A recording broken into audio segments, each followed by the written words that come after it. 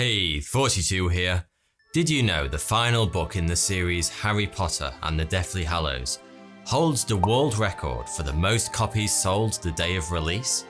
On the 21st of July 2007, roughly 11 million books flew off the shelves in just 24 hours and into the hands of young wannabe witches and wizards. But as soon as J.K. Rowling had finished writing the last installment of the series that's earned her hundreds of millions, even a billion by some estimates, she started on another book.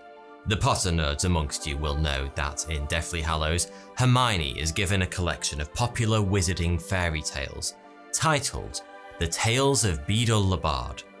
As a thank you to the key people that had made the Harry Potter series a reality, Rowling decided to produce 6 copies of The Tales of Beedle le Bard, all handwritten and illustrated by her and set with silver ornaments and semi-precious stones.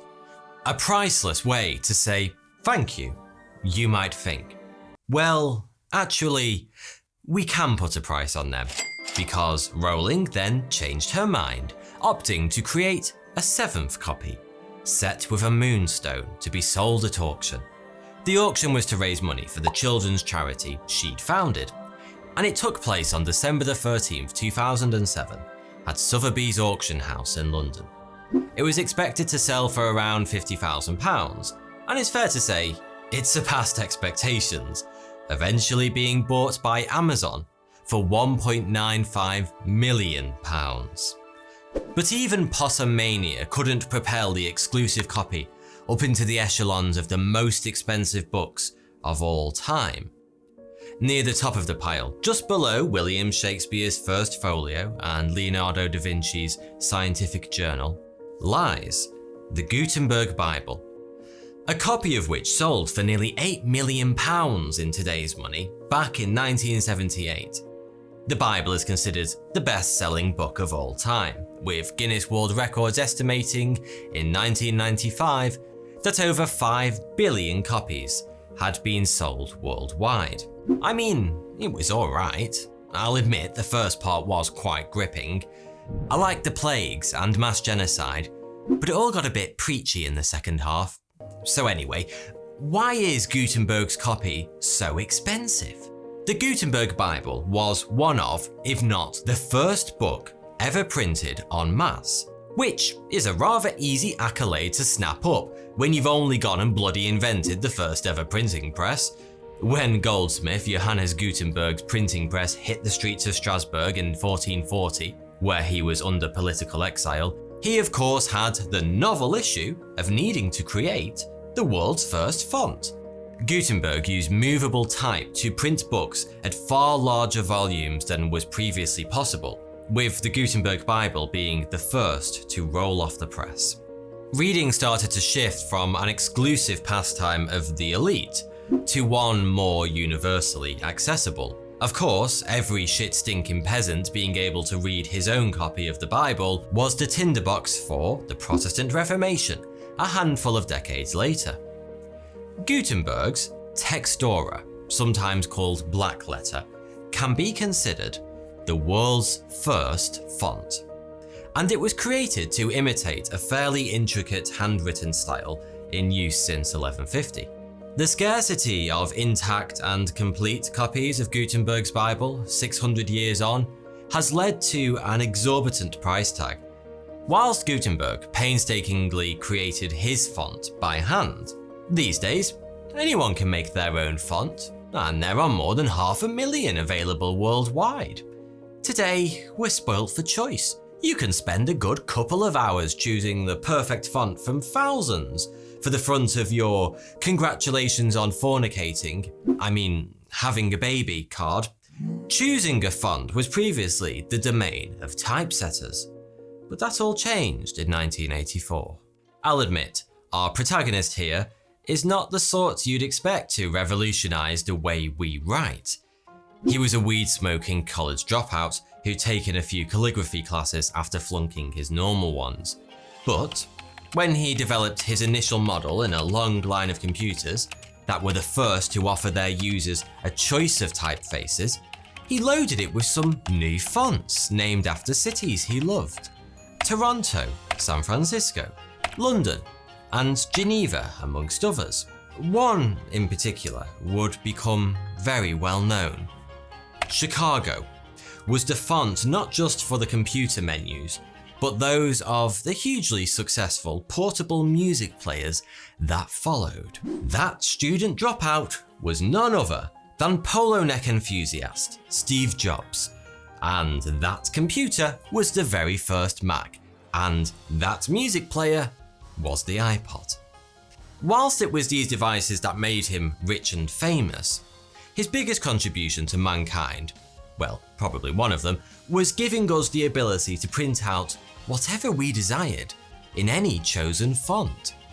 Be honest, we've all printed something in a horrific font. Perhaps it was your list of social mores for your bedroom door, including classics such as "No Girls Allowed," "Knock Before Entering," and "Piss off, Mum, I've already got a dad and he's not called Roberto." Indeed, abusing your family's first printer with abhorrent typography is basically a 21st century rite of passage. Thankfully, after that period of childhood experimentation, most of us develop a slightly better eye for what works and what induces ocular bleeding. And indeed, certain fonts have surfaced as typographic A-listers. Cooper Black is friendly and unthreatening. One might even call its letters pudgy. Whilst it enjoyed success in various uses like the credits of British TV series Dad's Army, the Beach Boys album Pet Sounds, and of course as the iconic font of choice for budget so long as you haven't packed your grandma airline, EasyJet. Its use is even mandated in the company's mission statement. But EasyJet was only founded in 1995, and Cooper Black was designed in the 1920s. So, what attracted old Stelios to it? Oswald Bruce Cooper designed Cooper Black, having been commissioned by Barnhart Brothers and Spindler, a type foundry looking for a new typeface to entice advertisers. It's a serif font that doesn't look like one.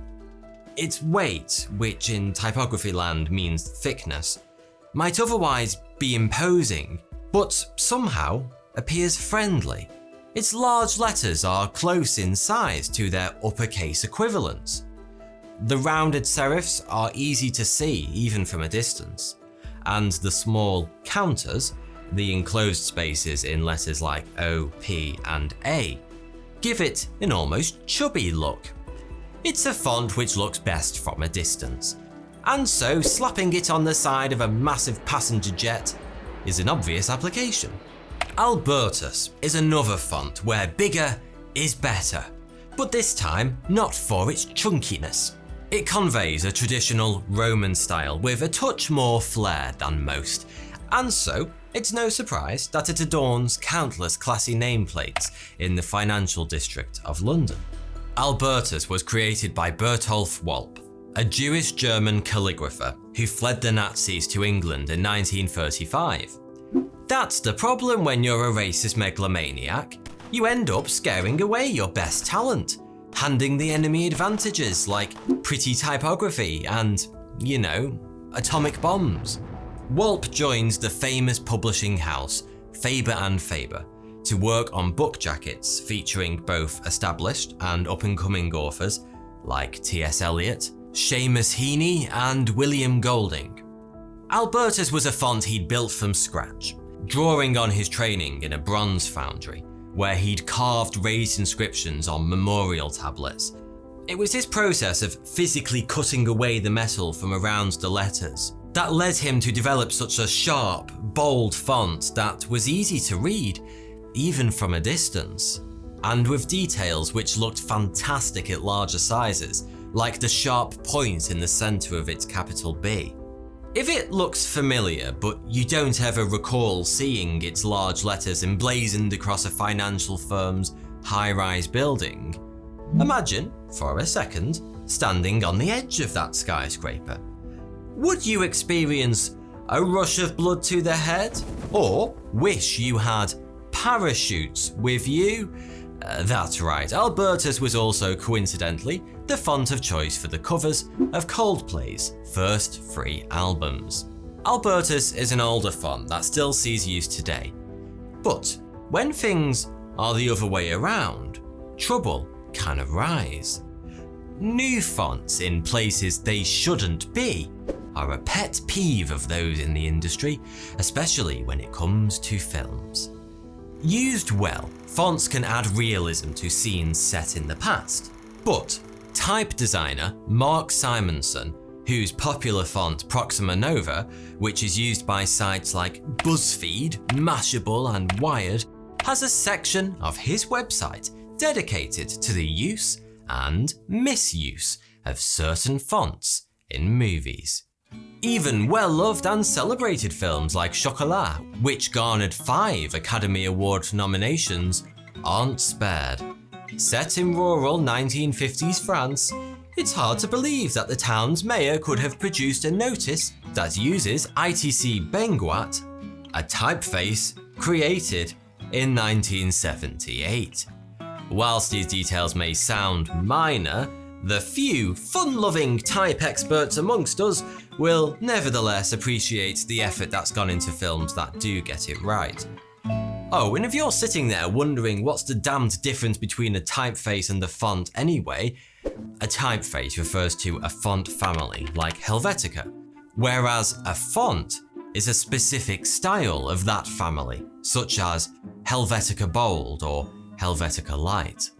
I'd wager that nowadays more people than ever before will recognise the fonts used in films.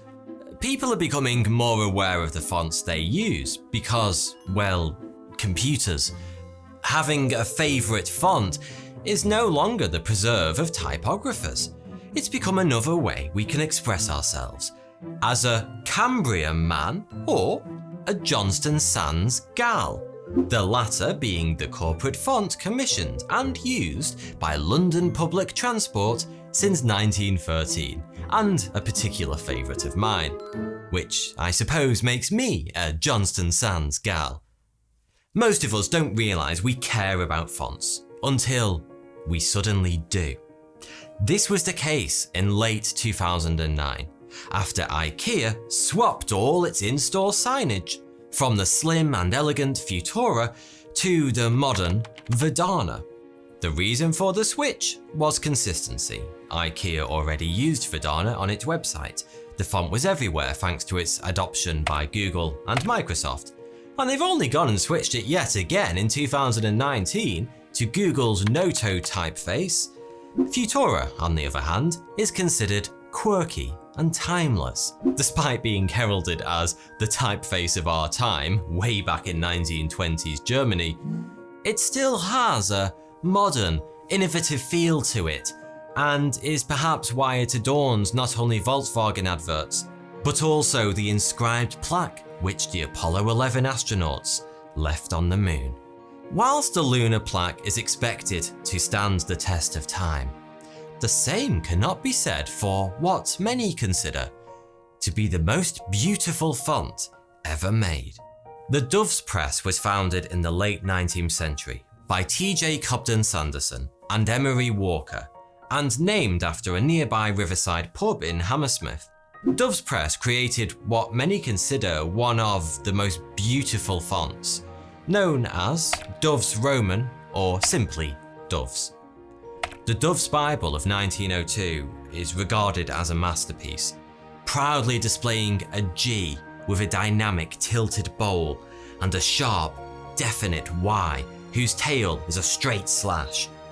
Sadly, we can no longer enjoy Doves in its original glory after a dispute between Cobden Sanderson and Walker saw much of the font lost forever. Upon dissolving their partnership, a long and bitter legal dispute eventually saw Cobden Sanderson come away with the rights to Doves, but only until his death, after which Walker would receive them. Cobden Sanderson then reneged on the agreement. Worried by the thought that his beautiful font would be used to print cheap publications or crude material, he spent 3 years slowly dumping the font from the heavy casts for the physical letters to the solid metal pages that had been used on their final book into the Thames. He'd take the blocks, wrap them in paper, and then carry them down the road, often walking half a mile or more to find the best spot. There, he'd wait for heavy traffic so that no one could hear the splash they'd make. He wrote of his fear that the police, the public, even the newspapers would catch him in the act. The process took Cobden Sanderson, then in his 70s, some 6 months and 170 trips. But eventually, Doves was no more. His crimes against the typographic world were only discovered after his death, detailed as they were in his will and his diary. Incensed, Walker promptly opened legal proceedings against the widowed Anne Cobden Sanderson, who eventually settled for £700, equivalent to tens of thousands today. Thankfully, Doves isn't completely lost. Swedish designer Torbjörn Olsson created a digital revival of the font in 1994, attempting to emulate the rounded corners and imperfections that gave the printed characters so much, well, character. Another designer, Robert Green, made an even more polished version of Doves in 2013, and 2 years later he enlisted help from the Port of London Authority to search the riverbed near Hammersmith Bridge and recover 150 pieces of Cobden Sanderson's original type, further improving the accuracy of his recreation. Today, we're once again able to enjoy Doves almost exactly as its creator intended. Just don't use it to print salacious letters to your neighbourhood strumpet, or his ghost will doubtless appear to throw you into the Thames as well. The neater style that Doves and countless others followed was first popularised in the 16th century. Claude Garamond made several fonts in the 16th century for Francis I, King of, you'll never guess, France. Both the Dr. Seuss books and the US editions of Harry Potter use Garamond. Whilst the font may look archaic to us, it marked a move away from heavy, intricate Gothic letters to the Roman alphabet we use today. Despite the far cleaner lines he introduced, Garamond allowed himself more artistic expression with one particular character: the ampersand. Originally a joining of E and T from the Latin word for and, et. Ampersands gradually took on a life of their own, and Garamond's version is a calligraphic masterpiece with its elegant curves and tapering lines, although it must have been a bitch to cut out of metal. The ampersand itself isn't merely an abbreviation, it has the added benefit of bringing the conjoined elements closer together. Phrases like R and B look far more compact and edgier with only 3 characters. It makes its way into business names like AT&T, Johnson & Johnson, and Dolce & Gabbana, offering an intimacy that the word and cannot. The symbol has such emotive potential that in 2010, the Society of Typographic Aficionados released Coming Together, a $20 purchasable font consisting entirely of over 400 different ampersands drawn by designers from across the world to raise money for the victims of the Haiti earthquake. The huge emotive potential of fonts, however, can be used less altruistically to influence our minds. When Barack Obama ran for the US presidency in 2008, his team chose the modern, sleek, and streamlined font Gotham. Developed in 2000 by Tobias Ferrer-Jones for GQ magazine, it took inspiration from signs around New York City, particularly the 3D lettering that adorns the city's Port Authority bus terminal. Ferrer-Jones, seeing that many of these physical signs were being replaced by digital ones, took it upon himself to photograph 3,600 signs across the city, and these became his muses. The simple, solid font that emerged was a perfect fit for Obama's campaign, ostensibly based on change and truth with a touch of sophistication. Picture the "Yes We Can" slogan, and it's likely in robust Gotham. It certainly went down better than his Democratic Party rival Hillary Clinton's choice, with her new Baskerville bold, intended to lend a stately, legal quality to her name, but instead publicly squibbed as something that might have come off a heart-healthy cereal box or a mildly embarrassing ointment. Perhaps Hillary could have used some advice from psychologist Eric Sigman. In 2001, printer company Lexmark commissioned Sigman to look into what font choices revealed about their users. It was perhaps unsurprising that soft, curvy fonts like Shelley were generally favoured by women, though Lexmark's decision to brand anyone using these fonts a sex kitten, yes really, was pretty bold.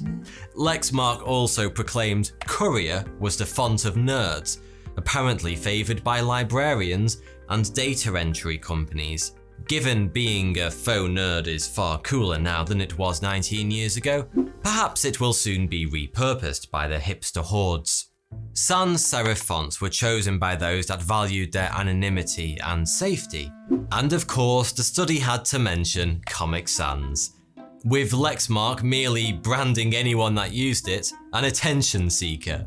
Better that than the verdict from comic book artist Dave Gibbons, whose work had initially inspired it, who called it a real mess and a particularly ugly letter form. But why is Comic Sans so hated? It was invented for Microsoft's 1994 user-friendly home software package, Bob. Bob included a word processor and a finance manager, as well as a cute talking dog who assisted users, but it also gave its instructions in Times New Roman, a hugely influential font commissioned in 1931 to make the Times newspaper easier to read. But Times New Roman was a little too formal for Bob. Comic Sans was so named because it was inspired by comics. Its creator, Vincent Connor, read Batman and Watchmen comics and created Comic Sans to be intentionally childlike, with a hand-drawn feel, as if its rounded letters had been carefully written one by one in the panels of a comic strip. Sans, from the French without, is from the phrase sans serif, a font without serifs, which are the finishing strokes at the feet and tips of letters, which give type a more traditional feel. In the end, Comic Sans wasn't used in Bob, which may be why you've never heard of the software. It flopped. Instead, it found its way into Microsoft 3D Movie Maker, released in 1995, which allowed children to create choppy and goofy films with the help of a frankly terrifying purple assistant called McZ. Despite McZ's horrific appearance and the program's surplus of controls, it was a huge success and still has a dedicated fanbase today. It was also responsible for unleashing Comic Sans on the world. The font's inclusion in Windows 95 further increased its reach. Now people not only saw it, but used it. Its carefree appearance seemed perfect for home-printed birthday cards, restaurant menus, and student essays. But then, it got out of hand. It found its way onto ambulances, textbooks, even the playing kit of the Portuguese national basketball team. Two graphic designers, Dave and Holly Coombs, started the Ban Comic Sans movement in 1999. They created their website after being asked by an employer to use Comic Sans for a children's museum exhibit. The pair claim to have seen the font adorn horrendously unsuited places, such as a gravestone and a doctor's leaflet on irritable bowel syndrome. Because when you've got IBS, the very first thing you need is to be further irritated by seeing Comic fucking Sans. But Comic Sans isn't the monster some people make it out to be. It's highly acclaimed for its use with dyslexics, thanks to its simple, clear letters and it has featured in some well-loved places, like the credits of Sesame Street in the early 21st century, or at Disney theme parks. Still, the big problem with Comic Sans is undoubtedly its use in all the wrong places. So, in the full report that Lexmark had commissioned, Sigmund went on to detail the most suitable fonts for certain situations.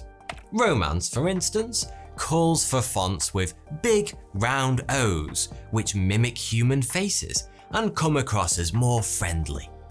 But if choosing a human-like font gets you into a relationship, what about getting out of one? Well, here you want something clear without being harsh. Perhaps an Old Faithful like Times Regular. Lighter, more optimistic options, which still feel respectful, could be Verdana.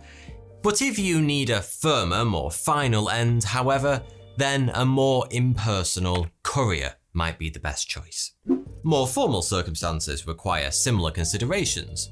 With a Verdana, a fine choice for a resignation letter from a job you'd enjoyed. It might not have been popular for IKEA, but it's a simple professional choice. Although personally, I'm not a fan. These days there are much prettier options, like Google's Roboto and Montserrat. But if you're wanting to part ways more acrimoniously, Sigmund recommends giving them the typographic equivalent of the middle finger. Arial. Ubiquitous and yet unloved. Arial is despised by those in the know. Whatever the opposite of a cult classic is, Arial fits the bill. It was designed in the 1980s as a rip-off of, alternative to Helvetica, with which its leading and kerning, spacing, made it perfectly interchangeable.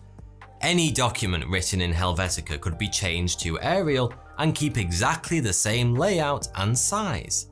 Add in the fact that Arial's creators then undercut Helvetica's pricing, and you suddenly had Arial as standard on every Windows computer. The vast majority of people don't care, and millions use Arial every single day. But if you know, you know. And you use that knowledge to subtly tell that former boss of yours where he can shove his terrible job by giving him the Arial treatment. So maybe Arial has its place too. After all, what better use is there for a font than a passive-aggressive email? Thanks for watching. If you're into fonts, then you'll love the ones in my book, Stick a Flag in It, which you can now buy on Amazon. You'll find a link for that in the description. Thank you.